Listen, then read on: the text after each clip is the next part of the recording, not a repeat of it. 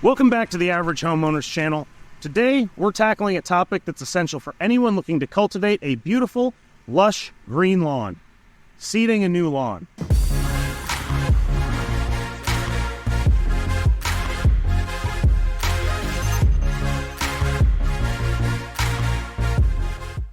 Let's start with the basics. Seeding a new lawn isn't just about tossing seeds down on bare soil. It's a process that involves laying the groundwork for a healthy, vibrant lawn from the ground up, literally.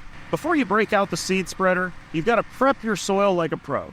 That means aerating, tilling, and leveling the ground to create the perfect foundation for your new lawn to take root.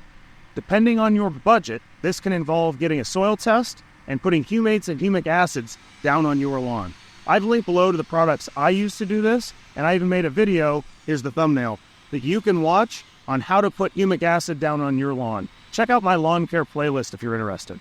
That said, if you're on a budget, simply use a rake and break up the top layer of dirt where you will be seeding. Now comes the fun part, choosing the right seed that will transform your lawn into a lush oasis. Consider factors like your climate, sun exposure, and intended use of the lawn to select the perfect grass variety for your needs.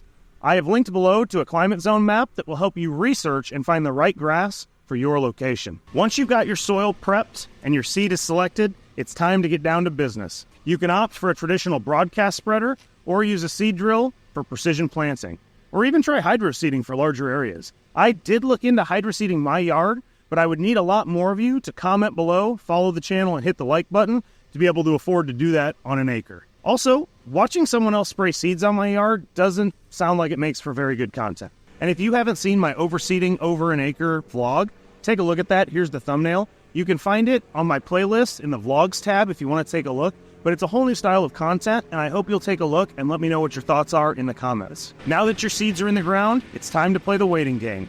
Keep those newly seeded areas consistently moist to encourage germination.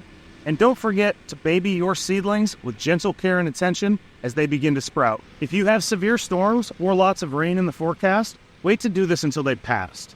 If you get caught by surprise, you can always cover your seeded areas in peat moss or straw to help avoid a washout. And remember, seeding new lawns isn't an overnight transformation. It's a journey. Be patient as your grass takes root and grows. And don't be discouraged by setbacks along the way.